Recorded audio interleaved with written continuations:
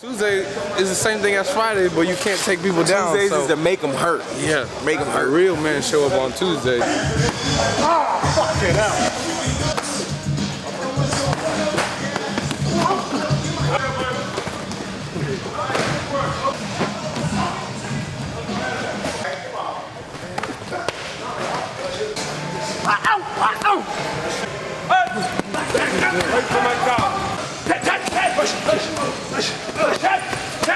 If you want to get something, you need to go for it and not just wait till somebody else maybe is going to give it to you, especially not in fighting. I want to stop every time in round 2 and 3 telling you guys, you can do it, let's go. Got the W, training with the best team in the world, Blackzilians. This fight's for Pretty Boy, so we got it done. Do 1, 2, 3, Abel, okay? Here we go. 1, 2, 3, Abel! Well, all these camps, these super camps, they all hemorrhage cash. You know, like the Blackzilians are in a situation right now because the owner just declared bankruptcy. Did you hear about that? Glenn Robinson? Yeah, make sure that's true. Yeah, Is it? It said it wasn't affecting the Blackzilians at the time. It affects. Excuse me, sir. It the owner affects has it. no money. Yeah, listen. He funds that. The only way those things make money, the only way those camps make money, the only way is if they become successful for a long period of time, like Jackson's, where like Jackson's done it the right way. They have world champions, they have elite high-level athletes train there all the time. They slowly develop a massive fucking clientele. They have massive amounts of students, so people are paying dues and they can expand. It's students, though. That's the key word. The students pay the bill, the overhead, and the fighters bring the attention. Most people don't do that. Yeah. Like Blackzilians, I don't think they offer any classes. They just paid like Overeem $1 gajillion to train them. And that didn't even work. He like worked out by himself in the corner. Yeah, he apparently didn't enjoy training with anybody else. Yeah, I mean, that Does guy not play well with others. He threw a lot of cash at people to get It's them a all to bad come over business there. plan, man. It's terrible. It's just a business rich plan. guy that doesn't know the sport. Tool manufacturer with more than $10 million in debt files Chapter 11. See, that ain't good. Shit said tool. When you have more than $10 million in debt, that means, Jamie, you're richer than him. You know what it is, man? These guys, like if you look at that guy from the Blackzilians, no offense, but let's just be real. That guy's a little doughboy. He's got a big fat face. Probably never good at any sports. And he wanted to be in with the cool guys. He wants to be associated with them. Yeah, so he decided he's going to pay for everything. Maybe he's a big fan of the sport, invests a lot of money in it, and good for him. Look, he maintained it for this long, which is way longer than most people would have. If you really stop and think about it, Blackzilians extracted people from ATT. They paid people to go over there, and there was like a big exodus where a bunch of people just got their bills paid, and the dude threw some money at him. He wanted to build up a team. And now I gotta ask you this: you've always shot straight with us. You've always told us 100% the truth. So I gotta come to you for this one. What's the state of the Blackzilians? Because from what I understand, Henry Hoof no longer there. They're moving gyms. I see you training with him. There's a Combat Club MMA. What's going on? Is the team no more? Is it splintered? Please inform us. The team, okay, well, the truth of the matter is, the fact is that the team is splintered. The team is fragmented. And, it just became a very hard thing for Glenn to kind of keep his, keeping his grasp as far as keeping everybody together, Henry, wanted to grow his brand and do his own thing, and it just wasn't matching up with where Glenn wanted to go. And that's part of the fragment. Another part of it is just the fact that we didn't have a gym anymore.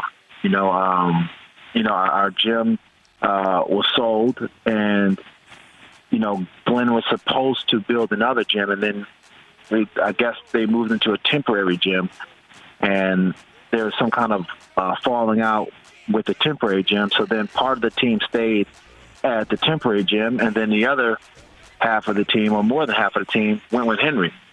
And I was one of those guys who went with Henry. So, I mean, at the end of the day, I got so sick and tired of going into the gym and having to put out these fires, and there's so much drama, and everybody's jockeying and pushing for position. I'm just like, I just want to train, man. And there's a lot of other guys who just want to train, and that's what, that's what the team was made for, so we can all have a great training environment. But when you start bringing everything else into it and all the drama, then it just got exhausted.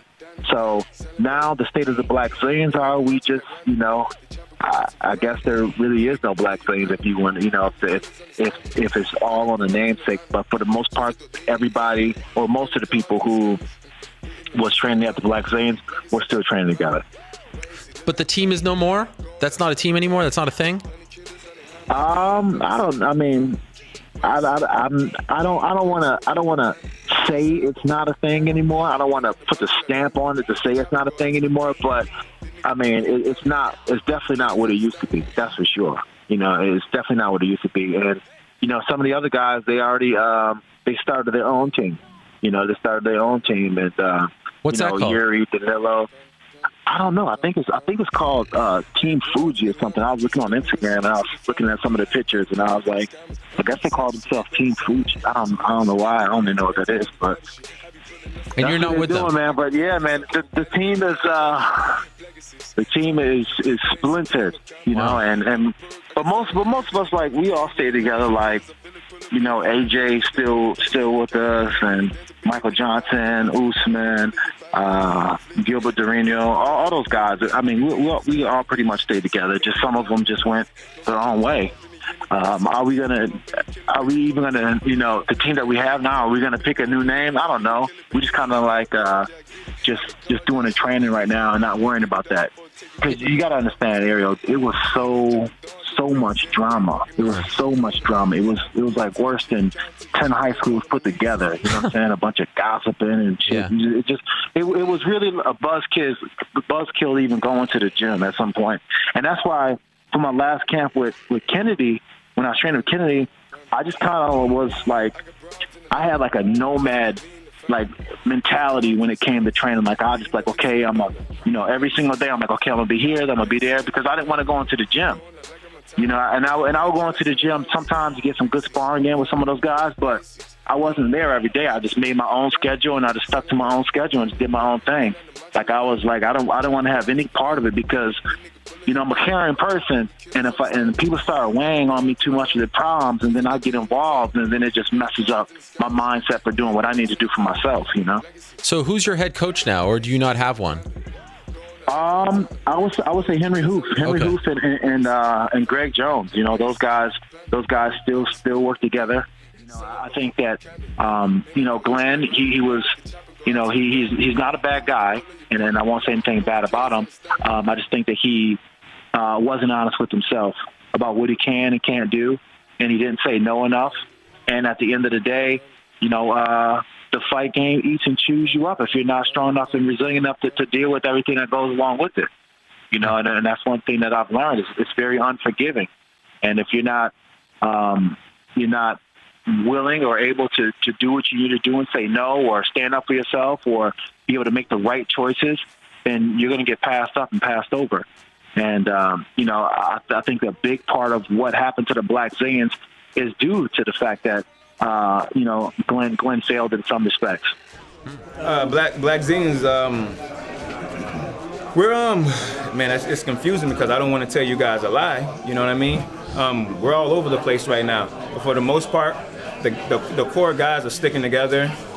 We're still training hard. I can't tell you anything about a specific individual or anything like that, but we're still around.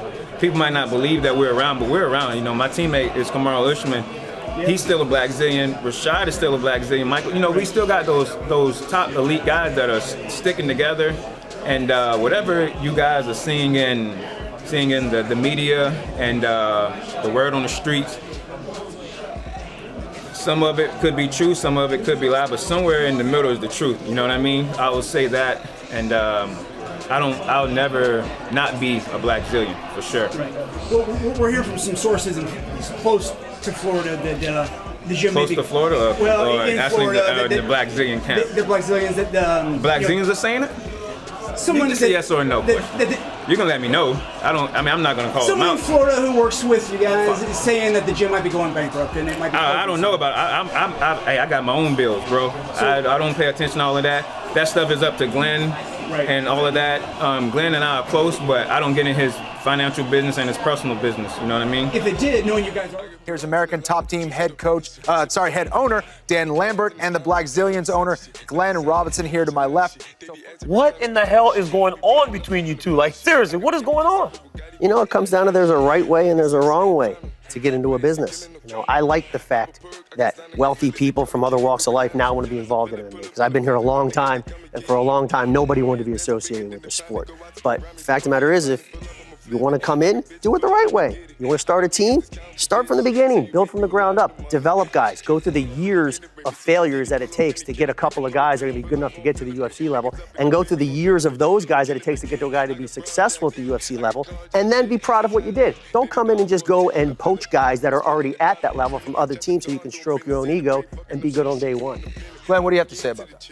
You know, I've been hearing the story for a while now, and there's really no truth to it. I mean, the bottom line is 4 guys left his team because they were unhappy with him, and he just doesn't want to hear it. So what he's done is rewrite history to better suit his needs and better suit his story. So guys, I don't like him at all. Why? He's a smug, arrogant man. So he came to the Blackzilians and he just was not cool. Dude, he came to the Blackzilians and ostracized himself damn near immediately. Because you're a pretty welcoming guy. Yeah. So he came in and probably within a week was like, hey, let's go ahead and fight in the cage, and then we're going to take all these extra padding that they had because they were still building like level 5, which was the gym. And he said, we're just going to line the cage with him so nobody else can see in, because he's such a prima donna that he thinks that people really care about what he does and how he does it. So he was really worried about that, right? So he started making all these special things, and then he started taking the light heavyweights and heavyweights, like Anthony Johnson, myself, Thiago, whoever else, Rashad. I was like, hey, we're having a practice for bigger bodies over at this time, blah, blah. It's going to be a little bit different. Instead of the whole team, we're going to do bigger practices over here. So we showed up like first 2 times, and we're like, wait, where are the coaches at? If this is a team, where are the coaches? How come it's just your people, and how come we're just doing what you want to do? It was just for him. He's trying to make it all about him. He was manipulating us, the bigger bodies, because he needed to use us out of the gym to work with him. And then sooner or later, we're like, go fuck yourself, guy. Like, who do you think you are? Because we're part of this team. We're not part of Alistair Overeem's crew. No, it's Blackzilians. It's not Overeem. And nobody gives a fuck about him. Nobody cares about Alistair Overeem. No, not at all. So, like, he rubbed everybody the wrong way, and then he was, like, so smug and arrogant and would come in and, like, would work out at, like, 11:30 at night so nobody else could see what he was doing. And it's like, dude, if you're that paranoid about it. And then so we didn't like him. So one of the things we would do, at least I would do, you know, he was so worried about being big and muscular and physique and beautiful body. And I'd be like, God, you look like you're losing weight, man. Your face looks so thin. Like, what's going on with you? Oh, dude, he'd be like, no, I'm 275. No. And I'm like, okay. Yeah, okay, man. Well, I heard that midsection's looking a little... Now, Matt Mitrione, Rumble Johnson, they've had some comments about training with you, but I was just wanted to get your thoughts. What was it like training with the Blackzilians, and why did you decide to leave the camp? Well, you know, it's all about chemistry, and if chemistry is lacking, then results are not gonna be there. It's just that simple. And that's exactly the thing I had in my last camp. I had the chemistry that I wanted, also that I needed. And it's not necessarily that the chemistry that is my chemistry is good and their chemistry is bad. It's just that some things are less compatible, and it doesn't have to be anybody's fault. It's just the way it is, and you need to, at my level, I need to make conclusions, and I need to make steps. I can't just stay where I'm at if I'm not having results and I'm not happy. So that's a little bit what I've been doing. I've just been fixing my own things. Thank you very much. Well, Vitor, I know you've made some big changes. You are no longer with the Blackzilians. Why the change-up? I think it was a time. My office, they made a private gym for me. But I left there with good terms. So they're great time. I had a great time with the coaches, with the fighters. I have great friends there. But it was time for me to do my thing. And they understand, and I think we're still friends, and life goes on. How was this? We had Tyron Woodley on with us last week on Tough Talk, and he had something to say about the whole way that you left. So let's take a listen to what he said. But one thing I do know is that, sometimes you enter into a business situation the proper way, and you got to exit the proper way. I'm a big advocate of that. You don't want to burn bridges. So I think that, most of the drama came in. It's not that these fighters, these 4 select fighters left America's Top Team. It's the manner in which they left. It was just a kid. What do you want to say to Tyrone Woodley? You don't know. What are you going to Look, say? Hey, I he said tweeted. you left the wrong way. I don't know what that means, I but tweeted. that's not good. You did something. I tweeted to him, someone make a prank with him. They gave him the wrong handbook from the ATT. He was a kid. He don't know what the hell's going on behind the scenes. He should shut his mouth. He should shut his mouth. Stay out of it. He don't know what he's talking about.